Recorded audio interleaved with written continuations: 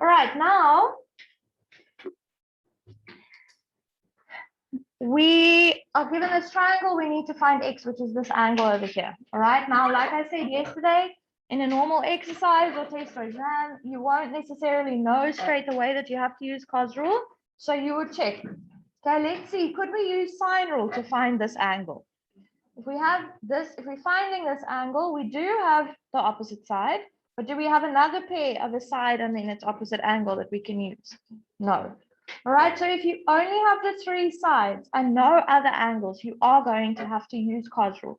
All right, so let's just add that to our heading here. So the heading of cosine rule we wrote yesterday, to find a side when you have the other two sides and the included angle, or to find an angle when you have all three sides.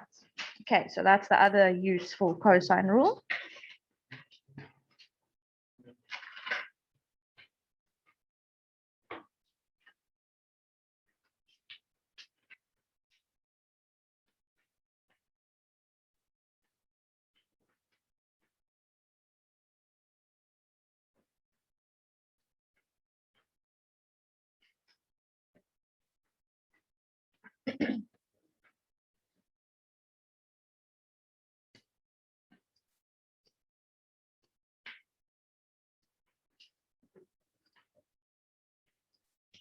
Now guys, in some cases, not in this example, but you'll see going forward. Hello, ma'am. No problem. Yes. No problem. Now guys, in some cases, when you're finding a side or an angle, it depends on the question. Sometimes you can choose. Sometimes you could use either sine rule or cosine rule. In that case, you can just choose whichever one you prefer to work with. Okay, you'll get the same answer. All right, we're looking at this one here. We need to now find angle X, angle C using cosine rule. Now, guys, the important thing here, if we go back to cos rule, we have to choose one specific side to be on its own, right? Equal to everything else. Now, what is the relationship between the side that's on its own and the angle that we use in our cos rule? What is the relationship between these two? They're opposite, right? Side A, lowercase a, the one that's on its own, that's the subject of cosine rule, of the cos rule, that's on its own on the left-hand side, is always opposite the angle that we're using. So if we have to find angle A, we're going to have to put the side opposite angle A on its own in the cos rule. All right, we're going to have to write that one on its own. So here, if we're finding X, we're going to have to start the cos rule when we're subbing everything in by writing the side opposite angle X, opposite the angle that we're trying to find, on its own, on the left-hand side of the formula. Right, so that is the important thing when you're using cos rule to find an angle. You're going to start the cos rule equation out by writing the side that's opposite the angle that you're trying to find on its own. So we're going to say 36 squared is equal to everything else. If we were trying to find angle A, we would write 25 squared equal to everything else. If we were finding angle B, we would write 29 squared equal to everything else. It's always the side that's opposite the angle that you're finding. Okay, so then after that, how does cos rule work? We would have to take the squares of the other two sides. So 25 squared plus 29 squared minus 2 times 25 times 29 times cos of the included angle, which is X.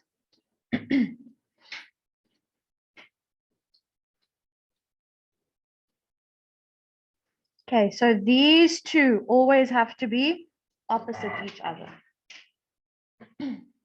Maybe we want to just link them, just write their opposite.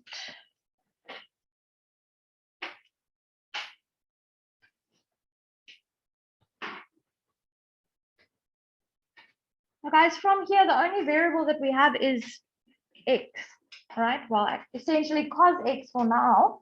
So we need to try and get cos x on its own. Now, something that people also often mess up on is they forget that this whole thing is actually one term. Do we see that? -2 times 25 times 29 times cos x. That is one term. So what we're going to do, because this is a negative term, I'm actually going to move this whole term to the other side. Right? Do we remember which mathematical operations separate terms? Plus and minus, right? Not times and divide. Oh, I can't find that one now. So I'm just going to underline this whole thing here. This is all one term.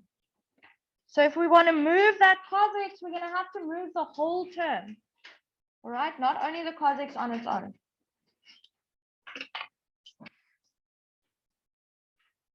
So guys, you are welcome to work this out and just work with that one number.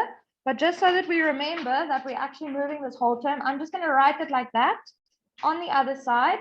But what is this negative term going to become if I move it to the left-hand side? It's going to become positive.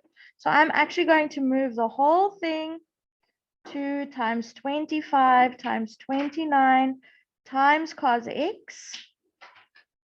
And that is now on the left. Yes.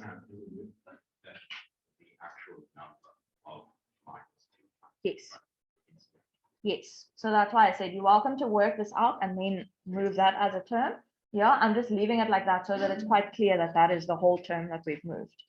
But this 36 squared, I don't want it on this side. Remember, I'm trying to solve for x, so I want the x on the left-hand side.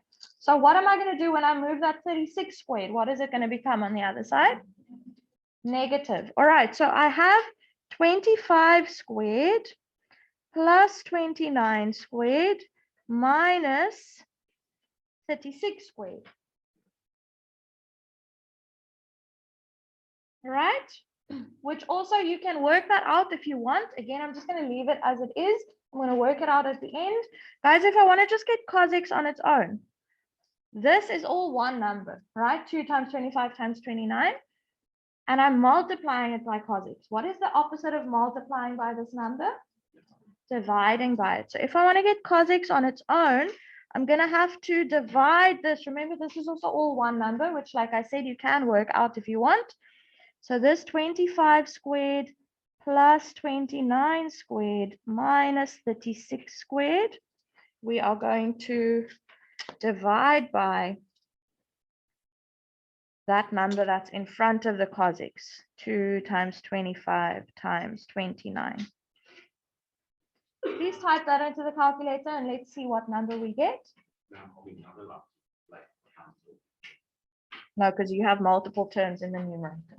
Okay. Okay, yeah. Yeah.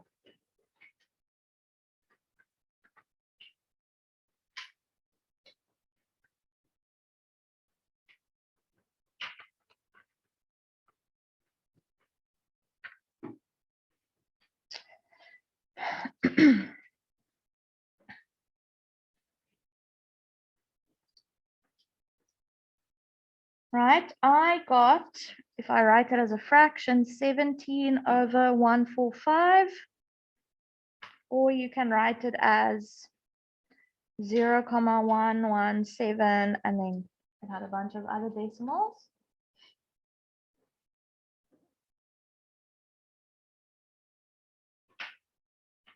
Now that is what cos x is equal to. We still have to actually find that angle, right?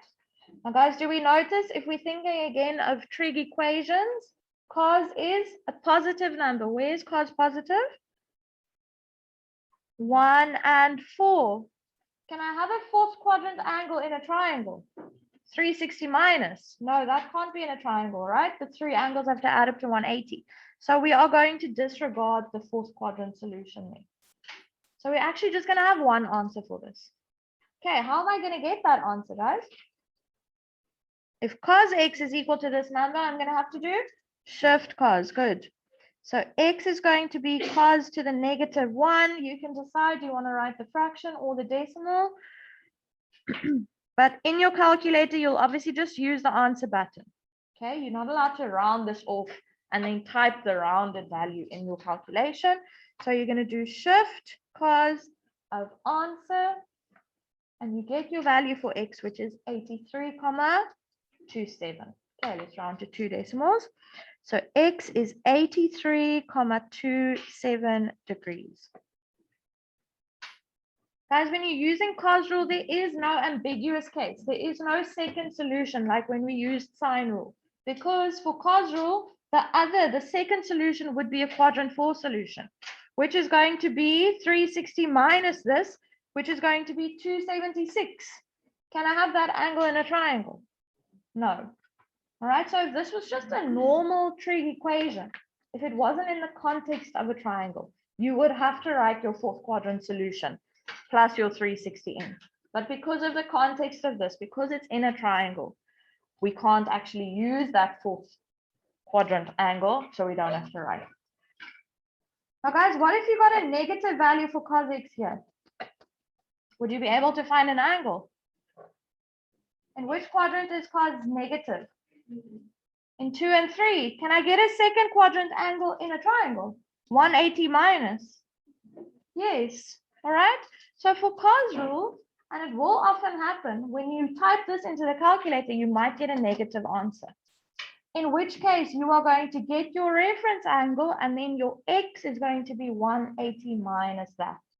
All right. So if this is negative, you're going to get your second quadrant solution. Are we going to do the third quadrant solution? Because cos is negative in quadrant 3 as well, right? But can I have a 180 plus angle in a triangle? No. Okay, so for cos rule, when you're using cos rule to find an angle, you will only ever have one answer for that angle. Right. If it's positive, you will have your first quadrant answer, which is just that reference angle. If cos is negative, you will have a second quadrant answer, which is 180 minus this, what you get when you do shift cos of the positive value. Okay, that's just something to look out for. All right, guys, on this, I'm going to teach you something new still, but the first part of your homework is going to be exercise 3, which was the same exercise, but the other questions. So that was numbers 3, 4, and 5. You've done 1, 2, and 6. 3, 4, and 5 are questions where you have to find the angle using cos rule. But I'm going to teach you the area rule as well, and then I'm just going to add a few questions on that to your homework.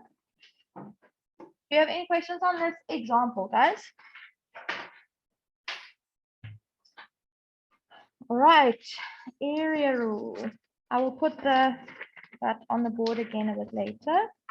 Right, I just want you to copy this down, please, and then we're going to do one example. Area rule. And it is just a way of finding the area of a triangle.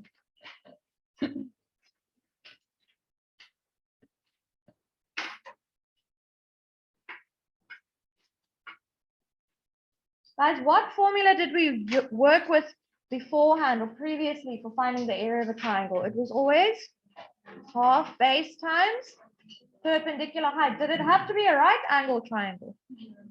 No. As long as you have the perpendicular height of that triangle, even if it's not a right angle triangle, you could still calculate it.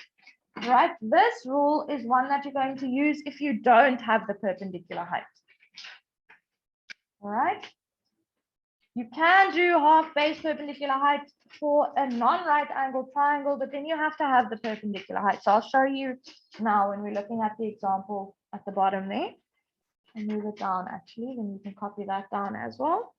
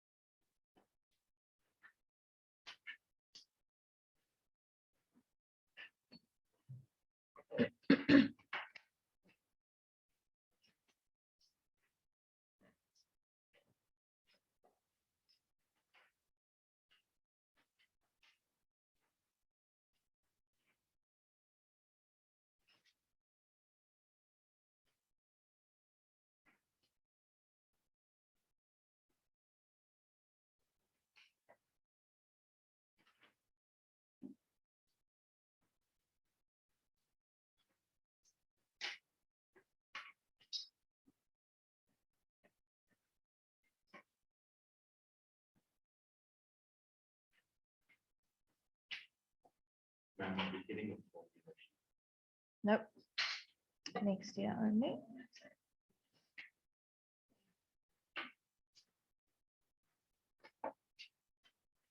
Guys, I'm just going to add to the heading. I'll move it down again just now. Area rule is when the perpendicular height is not given, or if you can't find it. In some cases, you can find the perpendicular height of a triangle some other way, and then you can use it to find the area. But if there's no way of finding the perpendicular height of a triangle, then you'll just use area rule.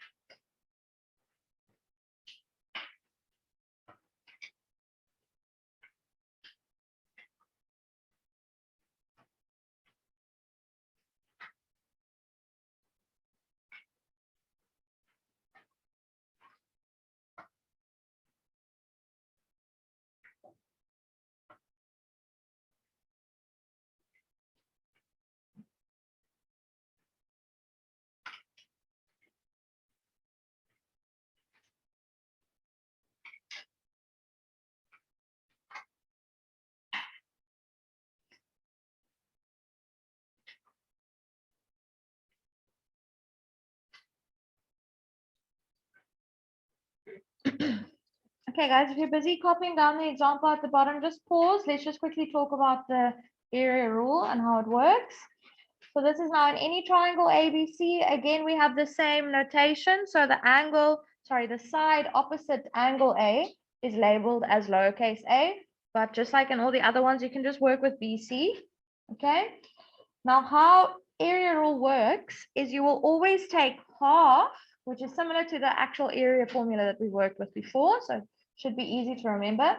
Half times the product of any two sides. All right. So you could choose any two of the three sides, which is why we have three options here. So the product of any two sides multiplied by sine of the included angle. Right. So it's kind of similar to the cos rule in the sense that you need two sides and the included angle. But the formula obviously is different. You're going to take half times the product of those two sides multiplied by sine of the included angle. If you had A and C, those two sides, you would take half times the product of those two sides times sine of the included angle. If you had these two sides, it would be half times the product of these two, B times C, times sine of the included angle, which is A. So the angle that you're going to use is always the included angle, just like with the cosine rule.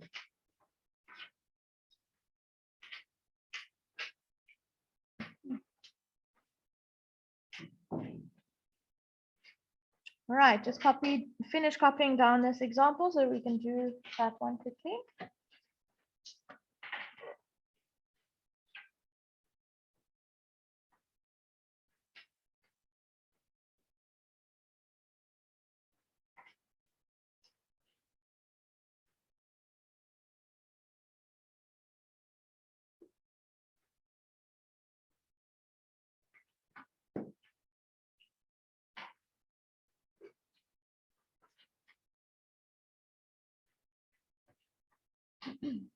Now, guys, for this triangle, if we had the perpendicular height, now where would we draw the perpendicular height of this triangle?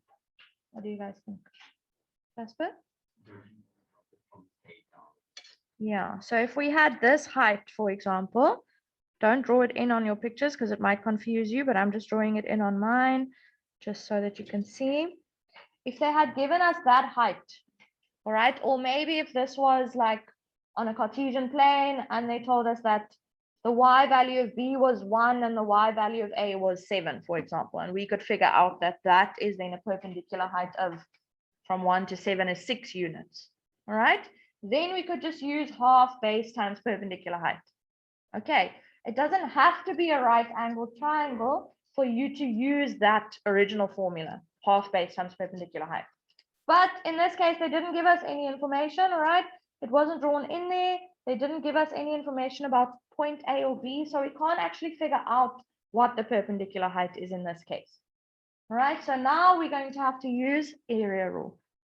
Now guys, what do we need for area rule? Two sides. We have two sides and the included angle. Do we have the included angle? We don't have B. We have C, but we don't have B. We need angle B. So this is now obviously where it becomes a bit more complicated. We need to find angle B somehow before we can actually use the area rule. Now guys, let's just look at the information that we do have. All right, we have a pair of an opposite side and angle over here. So maybe we can use sine rule. All right, we have this side. So what can I find using sine rule in this triangle at the moment? Angle A. Right, do you agree? We can say that sine of A over 33 is equal to sine of 54 over 65. That will give us A. How does that help me? Then I can do angle sum and triangle to find B. And then I can use area rule. Jasper? No, I think you do find A. We don't. Oh, that's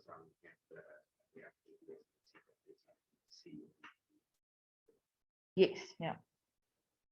Okay, guys, I want you to do that on your own, please. See if you can do that. You're going to use sine rule to find A. That's your first step. Let's see if we can still remember how to do sine rule. Yes? What if you like the bottom part of A to B, and then you get the angle, the whole of A, and you get coming from that shape to get it. I'm not sure if it would be fast or not. You can try it. Usually they don't. Yeah, usually in TESOL exams, we don't give you questions where you have to construct something. So normally if you are constructing something, that's like an added thing, but you can try it. All right, guys, are we all clear on what we're doing? We're using sine rule to find angle A. Remember to check for that second solution. Whenever you're using sine rule to find an angle, check whether your second solution is valid. All right, so add it to 54. If it's more than 180, then it's not valid. Okay, then you're going to do angle sum and triangle to find B, and then you're going to use area rule.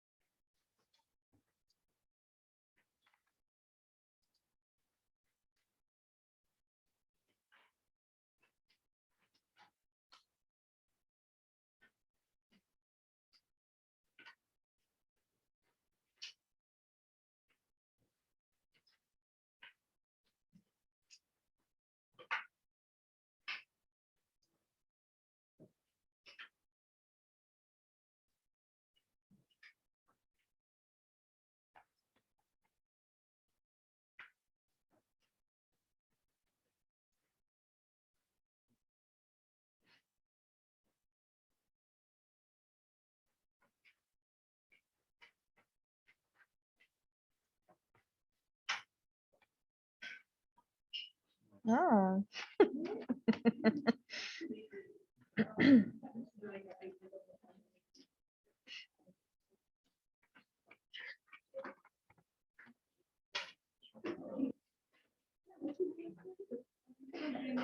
All right, let's calm down, please. Thank you. Let's continue working. Yeah.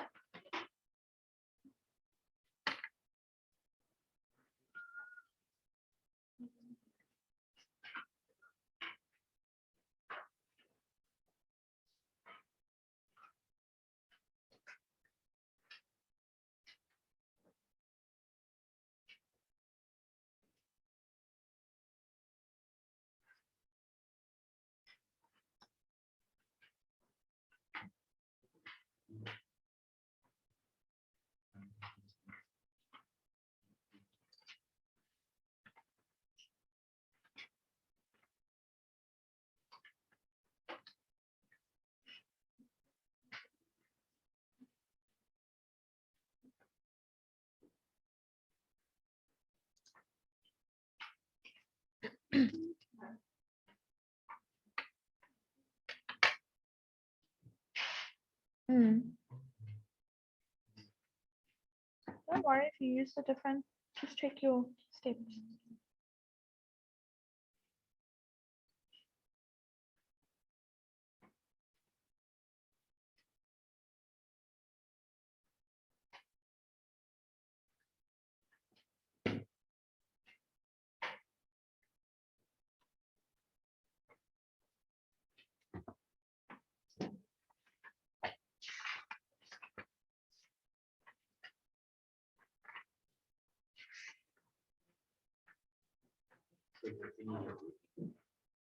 A root?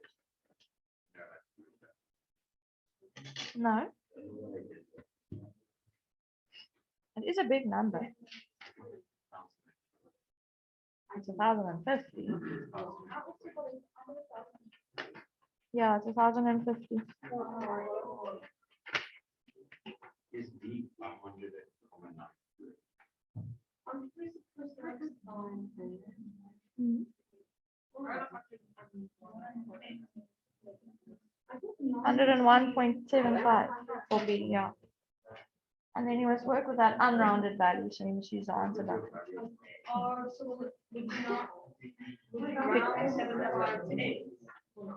No, so you would have to, because the question wasn't asking for B.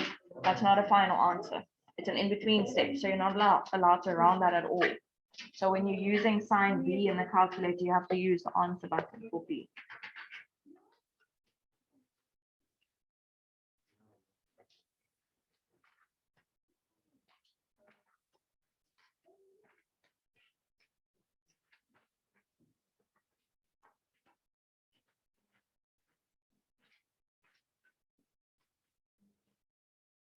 Mhm.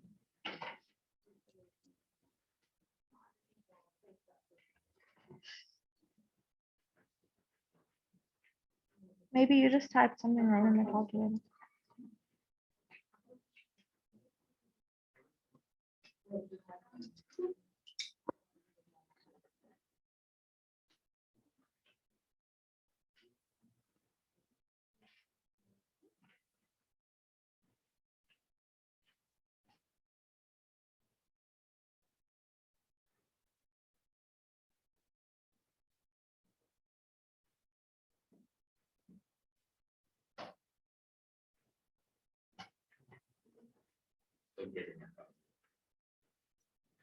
Is your calculator in the right setting?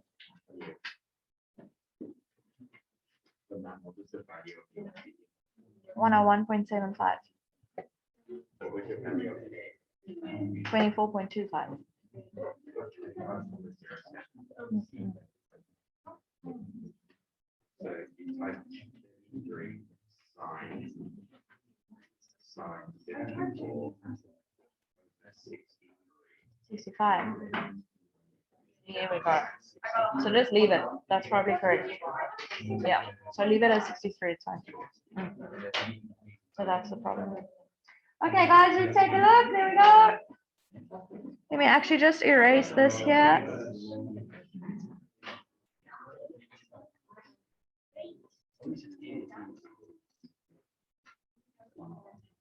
There we go.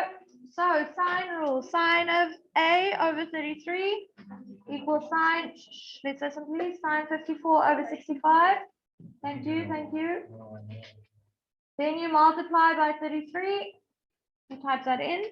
You don't round this off. This is not the final answer or a final answer in the question. You do shift sign of this answer button on the calculator, you get 24.25. Guys, if you do your second solution, it's 150 something. And if you add that to 54, you get 200, over 200. So the second solution is not valid. Okay, so even though I didn't write it here, I did check it. Let's add a note there. Remember to check second solution, because if you got two valid answers for A, you would have to get two valid answers for B and then two answers for your area. Okay, yeah. If it's sine rule. If because sine is the one that's positive in quadrants 1 and 2. And quadrant 2 could be an angle in a triangle. Angle in this inside rule, yeah. You said? Yes, I will now. Yeah, let me just go through the explanation quickly.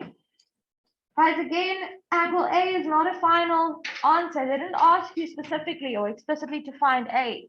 All right, they only asked you to find the area. So this is your final answer. This is the only spot or the only place where you're actually allowed to round off. So A, you must leave in your calculator. When you are calculating B, when you're doing 180 minus 54 minus A, you must do answer button again. When you're minusing A, you get this for B.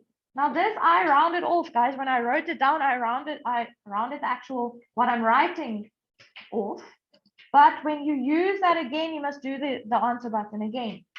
All right, so please make sure, just make a note there when you're writing 101.75, you actually have to type in the unrounded value. So you have to use the answer button there.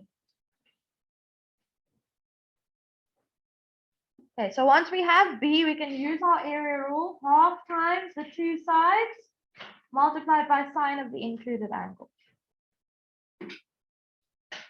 And now here you are allowed to round off because that is the final answer. Yes. Okay. Now guys, in addition to the 3 cosine rule questions that you're doing from exercise 3, which was 3, 4, and 5, I want you to do number 1 from the revision exercise. Yes? Yeah, yeah. Yes. Okay.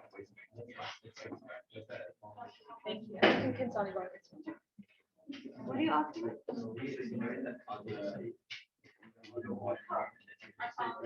Oh, yeah, you could. If they've given you the area rule or the area, then you might have to. Yes, yeah.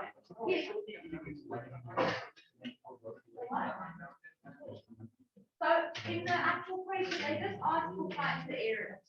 So none of these values that we're finding in between are we allowed to round off. So they're all in between six. But if the question has said find angle A and B and the area, then we would be allowed to round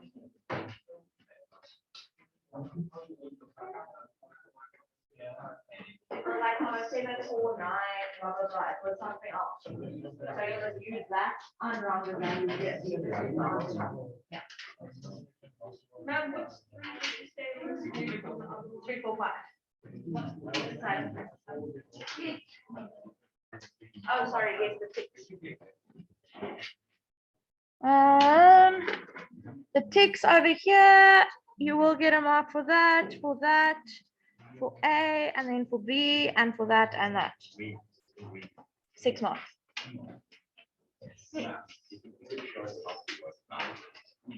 I'll find an example, yeah, there just isn't an example. Yeah, so you would just have to manipulate, you would just have to divide by whatever you have. Because it's all one term. So say you have to find this one, and you have the area. You would just say x is equal to area divided by this in one step. But yeah, we can do an example tomorrow. All right, get going, guys. It's a lot of work, please.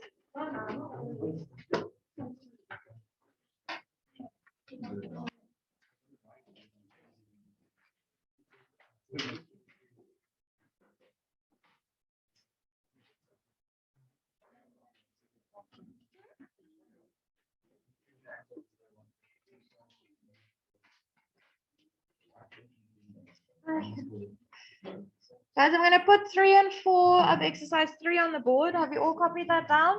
All fine?